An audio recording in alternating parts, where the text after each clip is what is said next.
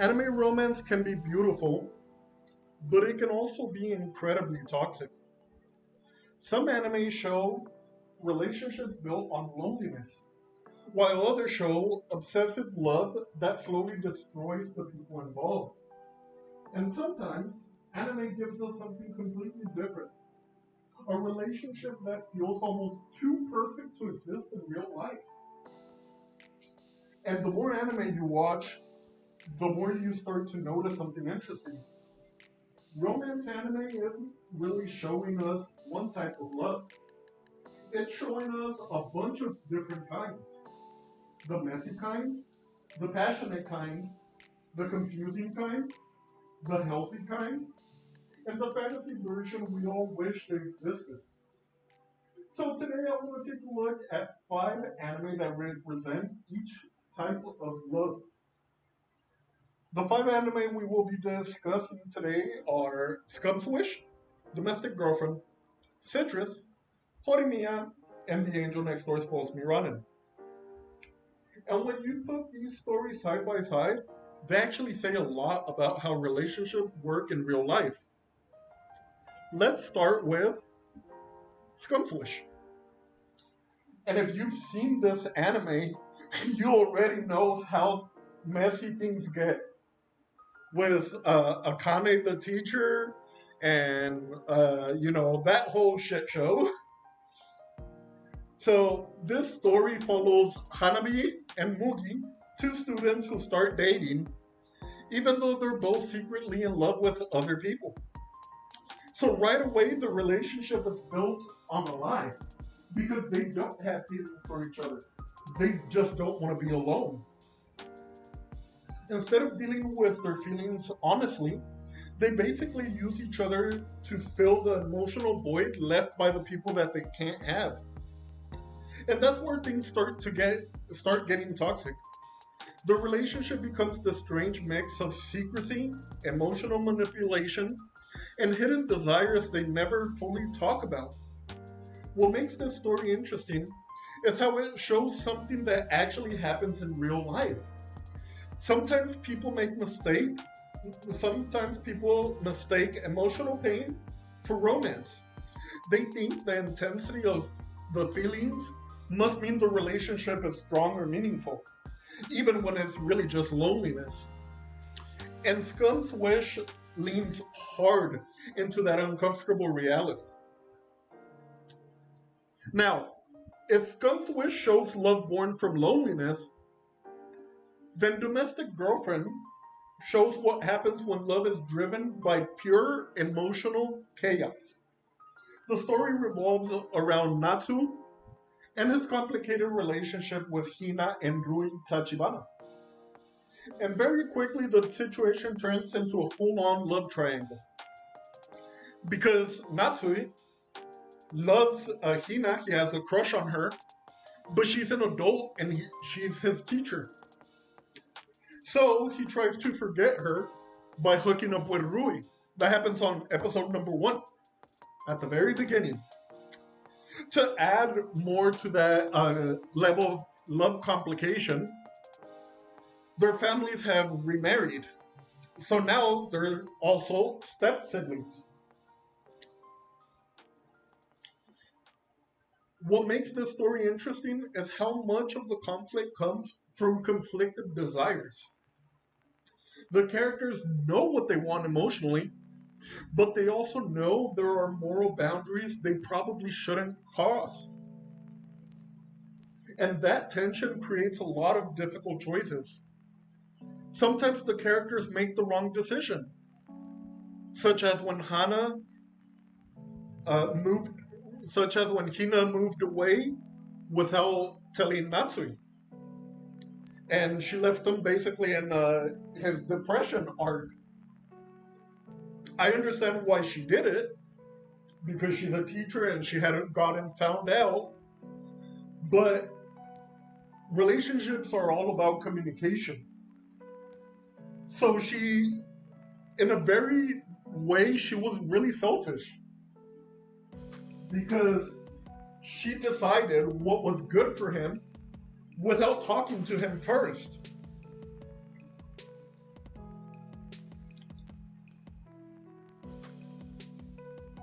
Sometimes they avoid making a decision at all. And ironically, that indecision can end up hurting people just as much as a bad choice.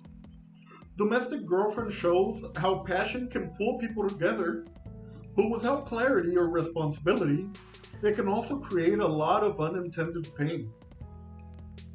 Now, another type of relationship dynamic that shows up a lot, both in anime and in real life, is the kind filled with mixed signals.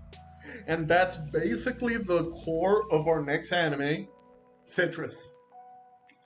The story follows Yuzu and Mai Aihara, whose relationship starts off extremely complicated. Right from the beginning, there are mixed messages, impulsive decisions, and a lot of emotional volatility. One moment, they're growing closer, and the next moment, jealousy or confusion pushes them apart again. A lot of the tension comes from indecision, especially on Yuzu's side. Neither of them fully understands their feelings yet, and because of that, their emotions swing back and forth constantly. But honestly, that's a very real part of relationships. Sometimes people care about each other deeply, they just don't know how to process those emotions yet. And Citrus really captures that chaotic stage of figuring things out. When you're still trying to find out what you want or don't want in a partner, as well as what you like and don't like for yourself. Like who you're trying to be, what your goals and ambitions are. And that's especially the case in emotionally immature people, especially high schoolers, which mostly seems to be the case in romance anime. We don't really get many adult focused ones, but for argument's sake, we'll say just emotionally immature. So after all that emotional chaos, Horimiya feels like a breath of fresh air.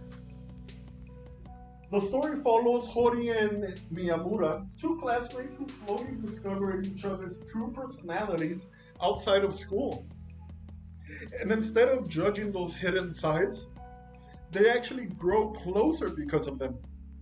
Their relationship is built on mutual respect, trust, and open communication. They're honest about their feelings, they support each other without unrealistic expectations, and most importantly, they enjoy the small everyday moments together. That's something a lot of romance stories overlook. Healthy relationships usually aren't dramatic.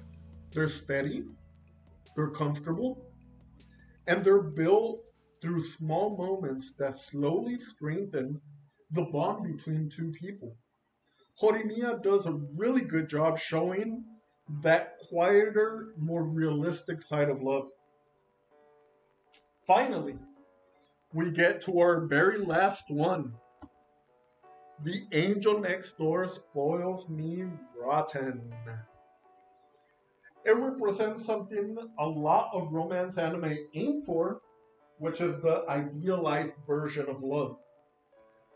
This story follows Amane and Mahiru, two neighbors whose relationship slowly develops through small acts of kindness. What makes their dynamic interesting is how naturally they take care of each other. They offer help without being asked. They respect each other's boundaries and personal space. And they support each other emotionally, whether it's dealing with trauma or just getting through everyday struggles. A lot of their bond grows through small, thoughtful gestures, cooking meals, helping each other with daily routines, just being there present when the other person needs their support emotionally. And that's what gives this story its comforting tone. It's the kind of relationship that feels warm, supportive, and almost dreamlike. So, in conclusion, when we look at these five anime together, you start to see the bigger picture. Each one represents a different face of love. Scum's Wish shows love driven by loneliness. Domestic Girlfriend shows passion tangled with moral conflict. Citrus explores confusion and mixed signals. Horimiya shows what a healthy relationship can look like. And lastly, Angel Next Door gives us comforting fantasy of ideal love. And the truth is, real relationships often pass through several of these stages. They can start off messy, like Domestic Girlfriend. They can be confusing, like Citrus. And they can be intense, like Scum's Wish. But when things grow in a healthy direction, love eventually becomes something stable, supportive, and genuine. And that's what makes romance stories in both anime and in real life so incredibly fascinating. So, now I'm curious. Which anime couple do you think represents the best version of love? It doesn't necessarily have to be the 5 that we covered in today's video. Feel free to comment your own. If you think, hey, this one is actually more ideal than Angel Next Door, and I haven't covered it in this video or in past ones, then feel free to drop it in the comments.